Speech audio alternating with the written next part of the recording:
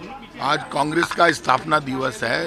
वो कांग्रेस जिसने भारत के मान सम्मान की और आज़ादी की लड़ाई लड़ी, जिसने भारत में जो तिरंगा दिया, जो हमारी आन बान और शान का प्रतीक है, आज उसको हाथ में लेकर हर आदमी गर्व महसूस करता है। क्योंकि जब कांग्रेस आज़ादी की लड़ाई लड़ रही थी, महात्मा गांधी, पंडित नेहरू, बाबा साहब भीमराव अंबेडकर, मौलाना अब्दुल कलाम आज़ाद के नेतृत्व में, तो मन में जज्बा एक ही था, मैं रहूं नहीं रहूं, मेरा देश रहना चाहिए। और जिस तिरंगे को स्थापित करने के लिए, देश की आज़ादी के लिए शहीद भगत सिंह, राजगुरु सुखदेव, सुभाष चंद्र बोस, चंद्रशेखर आज़ाद, अशफाक उल्लाह खां, इन लोगों ने कुर्बानी दी। आज हम सब की जिम्मेदारी है कि हम धर्म और जाति से ऊपर उठकर देश के मान और सम्मान के लिए आगे बढ़ें। कांग्रेस, बीजेपी, सपा, बसपा सब अपनी जगह काम करेगी। कांग्रेस ने देश की आज़ादी की लड़ाई लड़ी, लेकिन कांग्रेस इस बात को अच्छी तरह से जानती है कि आज़ादी की लड़ाई की सफलता का मुख्य कारण ये था कि हिंदू, मुसलमान, सिख, ईसाई, फारसी, जैन, बौद्ध जाति और धर्म पे के लिए झगड़ा नहीं कर रहा था, बटे हुए नहीं थे, एक होकर लड़े। आज बीजेपी जिस तरह का षड्यंत्र करती है, सिर्फ वोट की खातिर, ना बीजेपी को, ना हमको, ना सपा को, ना बसपा को, किसी भी पॉलिटिकल पार्टी को धर्म और जाति में टकराव खड़ा करने की जरूरत नहीं है। इसीलिए भारत जोड़ो यात्रा शुरू हुई और खुलकर राहुल गांधी जी ने ये कहा कि मैं तो पूरे देश में घूम कर आया हूँ। दिन भर हिंदू मुसलमान टकराव की बातें आती है, ना तो ये आज़ादी से पहले था, ना आज़ादी के बाद है। हम वोट की खातिर कितनी राजनीति कर लें। अब वक्त आ गया जब लोकसभा में बिल पास होना चाहिए कि धर्म और जाति के नाम पर यदि पॉलिटिकल पार्टियां वोट मांगती है, टकराव खड़ा करती है, गलत भाषण देकर दंगे फसाद कराती है, तो वो देश की दुश्मन है, कोई पॉलिटिकल पार्टी हो। तो ऐसे में बिल पास होने की जरूरत है कि जिस तरह से दल बदल कानून लेकर आए राजीव गांधी जी, उन्होंने कहा पंचायतों को अधिकार दिए राजीव गांधी जी ने, उसी तरह से वक्त आ गया जब अब धर्म और जाति पर टकराव के जो भाषण देते हैं, सोशल मीडिया पे गलत प्रचार करते हैं, झूठ लिखते हैं, ऐसे लोगों के खिलाफ कार्रवाई का वक्त आ गया। आज के दिन एक ही संकल्प होना चाहिए, कांग्रेस स्थापना दिवस के दिन जाति और धर्म से ऊपर उठकर भारत के लिए तिरंगे को अपना धर्म मानकर आन बान शान के लिए लड़ेंगे मरेंगे, लेकिन भारत में प्यार और प्रेम के साथ आगे बढ़ेंगे देश को मजबूत करने। सर, रंधावा जी आज आए हैं, आप लोगों से भी चर्चा करेंगे, अलग से आप लोगों से विधायक मंत्री आप लोग भी फीडबैक देंगे बजट के लिए? हमारे समझ में कोई नहीं है, माँ को फीड 4 साल हो गया सरकार ने, मैं तो माँ की तरफ से फीडबैक आज सुन लीजिए कि कहीं फीडबैक देना बताओ, वो भी तो पूछवा लाग गया, कहीं जमानो आयो है तो फीडबैक माने बुलाई को नहीं। आप ये, मैं आज कह रहा हूँ आपको, कोई किसी को भी एमएलए को, मैं एमएलए ही तो हूँ, मिनिस्टर भी हूँ, मेरे पास कोई ऐसा अलग से फ़ोन नहीं आया कि आपको अलग से फीडबैक के लिए बुलाया जा रहा है।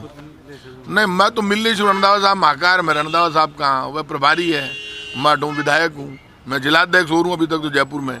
तो मैं ये बात कहना है कि ये अब तो एक ही काम चालू हो गया, चुनाव चाहिए, 1 साल बचे चुनाव को, और ये मैं कह सकता हूँ कि हमारा काम अच्छा है और हमारे काम के आधार पर हम वापस सरकार बनाएंगे। ये बीजेपी की हवा निकल गई, भारत जोड़ो यात्रा में तो पांव रखने के लिए जगह नहीं थी, लाखों लोग साधर, जन आक्रोश यात्रा की तो चोट हो गई, इनके पहिए निकाल के ले गई जनता और इनके रथ गायब हो गए।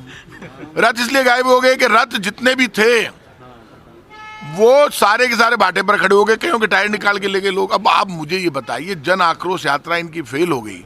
जन आक्रोश है पेट्रोल डीजल की महंगाई के खिलाफ, जन आक्रोश है केंद्र के धोखे के खिलाफ, जन आक्रोश है 15 लाख और अच्छे दिन का वादा करने वालों के खिलाफ, जन आक्रोश है जिन लोगों ने आटे, दाल, चावल, दही, छाछ पर टैक्स लगा दिया। आपको पता है पहली बार हिंदुस्तान में ऐसा हुआ, मैं तो मीडिया के लोगों से कहूंगा, जब 2 बार टैक्स नहीं लगता।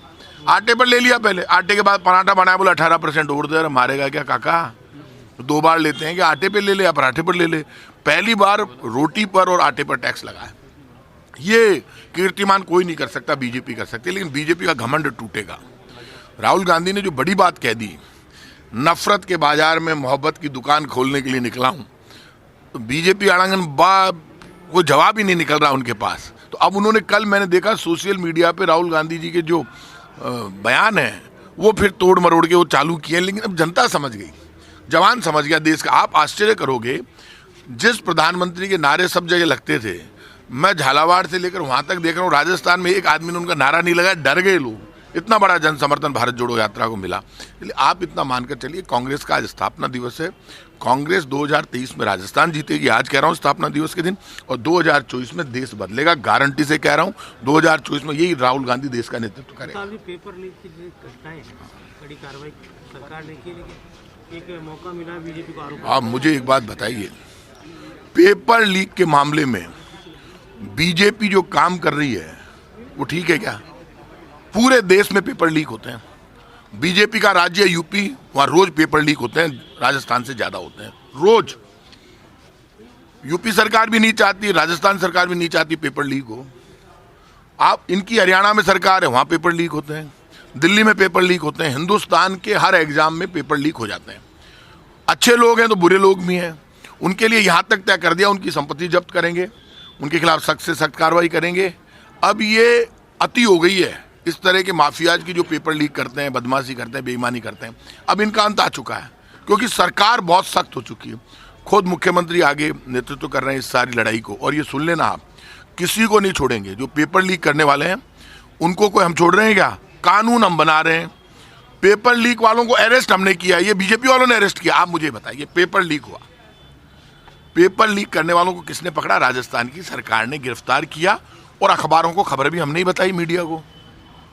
तो ईमानदारी इससे ज्यादा क्या चाहते हो? ये बीजेपी वाले मुझे लगता है इन पेपर माफियाओं से मिले हुए हैं, तभी ये इस तरह की बात करते हैं। इनको क्या इंटरेस्ट? इनके पास कोई मुद्दा ही नहीं है, क्योंकि आटा खा गए, पराठा खा गए, मुद्दा नहीं है, इसलिए बीजेपी इनको मुद्दा बनाती है।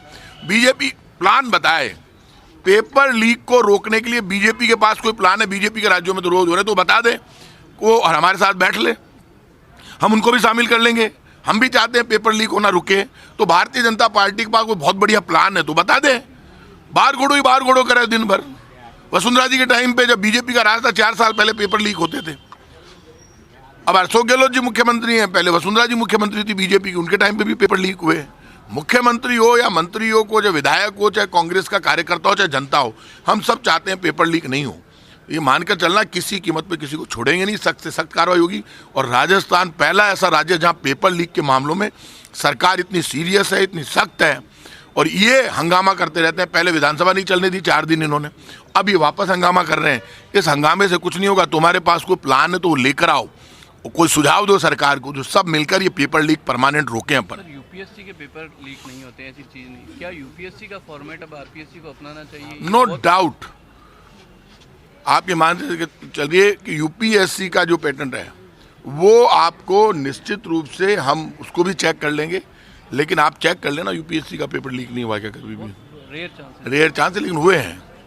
इसलिए आप ये मानकर चलना, ये यूपीएससी का पैटर्न हो वो भी लागू कर देंगे। कोई बीजेपी के पास पैटर्न हो वो भी ले आओ, किसी विपक्ष के पास हो वो ले आओ, लेकिन हम पेपर लीक हमारी जान देकर भी रोकना चाहते हैं। दुनिया जानती है इस बात को, और इसको हम सच्चाई के साथ कह सकते हैं। पेपर लीक को, यही राजस्थान मॉडल स्टेट बनेगा, जैसे मेडिकल की योजनाओं में मॉडल स्टेट बना पेपर लीक को रोकने में। नमस्कार, मैं हूं मानक गुप्ता। अगर आपको हमारा ये वीडियो पसंद आया हो तो इसे लाइक और शेयर जरूर करें, और हाँ, हमें सब्सक्राइब और फॉलो करना ना भूलें, ताकि आप देश और दुनिया की कोई खबर मिस ना करें। तो जुड़े रहिए हमारे साथ और देखते रहिए News 24।